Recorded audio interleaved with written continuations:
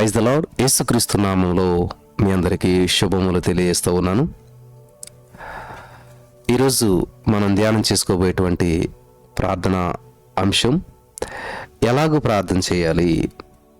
తల వంచి ప్రార్థించాలా, మోకరించి ప్రార్థించాలా, సాగిలపడి ప్రార్థించాలా, నిలబడి ప్రార్థించాలా, మరి ముఖం మోకాళ్ళ మధ్య ఉంచుకుని ప్రార్థన చేయాలా, ఇలాగా ఎన్నో డౌట్స్ మనల్ని ఏలుబడి చేస్తూ ఉంటుంటాయి. సో ఈ రోజున ఆ యొక్క సత్యాన్ని మనం తెలుసుకుని ఆత్మలో వర్ధిల్లుతూ ముందుకెళ్దాం. చాలా జాగ్రత్తగా మీరు ఈ యొక్క వాక్య వెలుగులో ముందుకెళ్దాం. మధ్యాహ్నం 3 గంటలు ప్రార్థనా సమయం. హల్లెలూయా. మనం మోకరించి చేతులను జోడించి కన్నులు మూసుకొని ప్రార్థించడాన్ని అలవాటు చేసుకుని ఉన్నాం. మోకరించుట మనమే తగ్గించుకునేటకి సాదృశ్యంగా ఉంది. రాజులకు రాజు ప్రసన్నతను గ్రహించడానికి సహాయపడుతుంది. చేతులు జోడించడం వల్ల ప్రభుకు కృతజ్ఞతలు చెల్లించుట సూచిస్తూ ఉంది. కళ్ళు మూసుకోవటం వలన మన తలంపులను క్రీస్తు వైపు కేంద్రీకరించగలుగుతూ ఉన్నాం. బైబిల్ గ్రంథంలో భక్తులు ఎలాగూ ప్రార్థించారు, అసలు వాళ్ళు ఏ పద్ధతులను వాడారు అని మనం చూసినట్లయితే అన్ని రకాల పద్ధతిలో అందరూ ప్రార్థన చేశారు. తల వంచి ప్రార్థించిన వారు కూడా బైబిల్ గ్రంథంలో ఉన్నారు. చూద్దామా? ఆదికాండం 24:26 మీరు చదివినట్లయితే, ఎలియేజరు తన తల వంచి యెహోవాకు మొక్కెను. ఏం చేయడంటే తల వంచి. ఆలకించడా లేదా దేవుడు? చాలామంది ఏది ఫాలో అవ్వాలి అని చెప్పి ఆలోచన చేసే కంటే సమయాన్ని బట్టి, సందర్భాన్ని బట్టి, చూడండి, మనం ఎవరింటికన్నా వెళ్ళామనుకోండి, అప్పుడే భోజనం చేసి వెళ్ళామనుకోండి, వాళ్ళు ఏం చేస్తారు? టీ, కాఫీ, కూల్ డ్రింక్ ఇస్తారు, అంతే, సరిపెడిస్తారు. లేదు, మనం మ్యారేజ్కి వెళ్ళామనుకోండి, చాలా రకాలు పెడతారు. ఎట్లాగా అక్కడ ఉన్న సందర్భాన్ని బట్టి, నీకున్న అవకాశాన్ని బట్టి నువ్వు ప్రొసీడ్ అవుతుంటుంటావు. ఇక్కడ ఎలియేజరు తల వంచి యెహోవాకు మొక్కాడు. నిర్గమకాండం 4:31 ఇజ్రాయేలీలు తల వంచి నమస్కారం చేశారంట దేవునికి. ఇజ్రాయేలీలందరూ కూడా తల వంచి నమస్కారం చేశారు. నిర్గమకాండం 34:8 మోసే త్వరపడి నేల వరకు తల వంచుకొని నమస్కారం చేశాను. చూసారా, మోసే గారు కూడా తల వంచి నమస్కారం చేశారు. కాబట్టి ఇప్పుడు చాలామంది తల వంచి ప్రార్థించవచ్చా,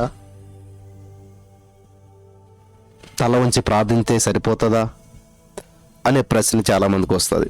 ఎస్, తల వంచి ప్రార్థించవచ్చు, అవకాశాన్ని బట్టి తల వంచండి, ప్రార్థన చేసుకుందాం అంటారు సేవకులంతా కూడా. తర్వాత రెండో విషయం మనం చూసినట్లయితే మోకరించి ప్రార్థించడం. ఇది చాలా అద్భుతమైన విషయం.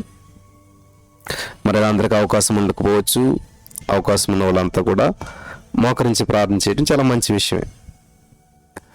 సొలొమోను యెహోవా బలిపీఠం ఎదుట నిలబడి ఆకాశం తట్టి ఇలా చేతులెత్తి మోకాళ్ళను ప్రార్థించును అని చెప్పి 1 రాజులు 8:22, 54, 2 దినవృత్తాంతాలు 6:13 మోకరించి ప్రార్థించినట్టుగా కనిపిస్తుంది సొలొమోను. నెక్స్ట్ రెండవదిగా మనం చూసినట్లయితే ఎజ్రా గ్రంథం 9:5 ఎజ్రా సాయంత్రపు అర్పణ వేళ ఆ మోకాళ్ళ మీద పడి తన దేవుడిని యెహోవా తట్టు చేతులెత్తి ప్రార్థించాడు. సొలొమోను లాగానే ఎజ్రా గారు కూడా చేతులెత్తి మోకరించి చేతులెత్తి ప్రార్థన చేశాడు. అలాగే దానియేలు గ్రంథం 6:10 చదివినట్లయితే, దానియేలు తన పైగది కిటికీలు యెరూషలేము తట్టుకు తెరవబడి అలా ఓపెన్ అయి ఉండగానే అనుదినము కూడా ముమ్మారు మోకాళ్ళు తన దేవునికి ప్రార్థన చేయించు ఆయనను స్తుతించుచూ వచ్చెను. మోకాళ్ళుని మోకరించి. నాలుగవదిగా పేతురు అపోస్తలుల కార్యం 9:40 పేతురు అందరినీ వెలుపలకు పంపి మోకాళ్ళుని ప్రార్థన చేసి శవం వైపు తిరిగి తబితా లెమ్మనగా ఆమె కన్నులు తెరిచి పేతురుని చూసి లేచి కూర్చుండెను. హల్లెలూయా. మోకరించి అపోస్తలుల కార్యం 20:36 21:5 ఎఫెసీ 3:14-15 చదివినట్లయితే అపోస్తలైన పౌలు గారు మోకరించి విశ్వాసులతో కూడా కలిసి ప్రార్థించిన సందర్భాన్ని చూస్తున్నాం. విశ్వాసులతో కలిసి మోకరించి ప్రార్థన చేస్తూ ఉన్నాడు. హల్లెలూయా. ఇంకా 6వదిగా మోకరించినటువంటి సందర్భం లూకా సువార్త 22:41. లూకా సువార్త 22:41 మనం చూడొచ్చు. ప్రభువైన యేసుక్రీస్తు వారి యొద్ద నుండి రాతివేత దూరం వెళ్ళి మోకాళ్ళుని ప్రార్థించెను. అంటున్నారా? ప్రభువైన యేసుక్రీస్తు వారి యొద్ద నుండి, అంటే యేసుక్రీస్తు ప్రభువారు కూడా మోకాళ్ళుని ప్రార్థించిన సందర్భాన్ని మనం ఇక్కడ మోకాళ్ళుని ప్రార్థించెను అని 6 సందర్భాలు బైబిల్ రిఫరెన్స్ మనం చూసాం. మోకరించి ప్రార్థించినటువంటి సందర్భాన్ని, అలాగే తల ఉంచి ప్రార్థించిన సందర్భాన్ని కూడా చూసాం. ఈ సమయంలో సాగిలపడి ప్రార్థించటం, సంఖ్యాకాండం 25:6 మోసే ఆహారంలో ప్రత్యక్ష గుడారం యొక్క ద్వారంలోనికి వచ్చి సాగిలపడ్డారంట. మోసే ఆహారంలో బ్రదర్స్ ఇద్దరు కూడా ఆ ప్రత్యక్ష గుడారం యొక్క ద్వారం లోపలికి వచ్చి సాగిలపడ్డారు. 2 దినవృత్తాంతాలు 20:18 యెహోషాపాతు సాష్టాంగ నమస్కారం చేసెను. యూదావారును యెరూషలేము కాపురస్తులను యెహోవా సన్నిధిని సాగిలపడి నమస్కరించిరి. హల్లెలూయా. సాగిలపడి ప్రార్థించారు.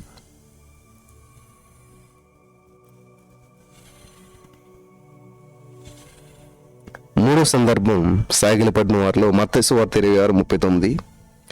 యేసు కొంత దూరం వెళ్ళి సాగిలపడి, నా తండ్రి, సాధ్యమైతే ఈ గిన్నె నా యొద్ద నుంచి తొలగిపోనిమ్ము, అయినను నా ఇష్టము కాదు గాని నీ చిత్త ప్రకారము కానిమని ప్రార్థించాడు. యేసు ప్రభువు కూడా సాగిలపడిన సందర్భాన్ని చూస్తున్నాం. హల్లెలూయా.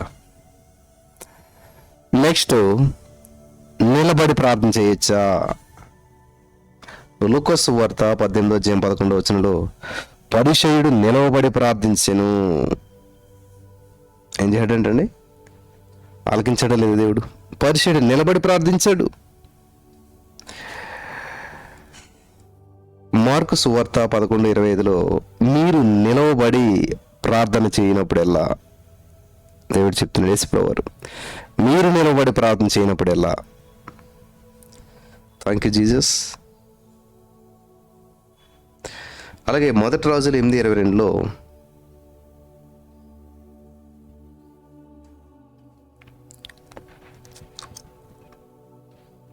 1 రాజులు 8:22 సొలొమోను రాజు నిలవబడి ప్రార్థించాడు. హల్లెలూయా. సొలొమోను రాజు నిలబడి ప్రార్థన చేశాడు. పరిసయ్యుడు, అలాగే యేసు ప్రభువు చెప్తున్నారు, మీరు నిలబడి ప్రార్థన చేయనప్పుడు. మూడోది, సొలొమోను రాజు కూడా నిలబడి ప్రార్థన చేశాడు. చివరిగా మరి ఇంకొక సందర్భాన్ని చూద్దాం మనం.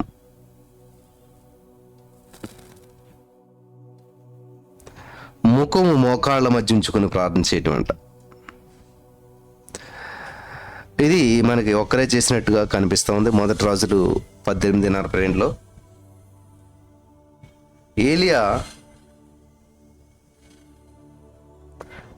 ఏలియా కర్మేలు పర్వతం మీదకు పోయి నేల మీద పడి మోకాళ్ళ మధ్య ఉంచుకొని ప్రార్థన చేసిన సందర్భాన్ని మనం చూస్తూ ఉన్నాం.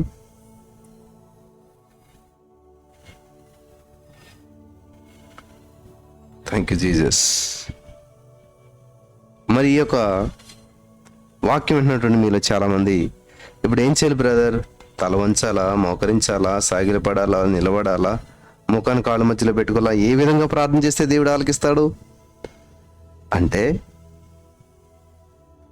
పరిస్థితిని బట్టి, సమస్యలను బట్టి, దేవుడిచ్చిన అవకాశాన్ని బట్టి జ్ఞానయుతంగా ఆలోచించి మనం ముందుకెళ్ళాలి. అప్పుడు అద్భుతమైన ఫలితాలు మనం చూడగలుగుతాం. హల్లెలూయా.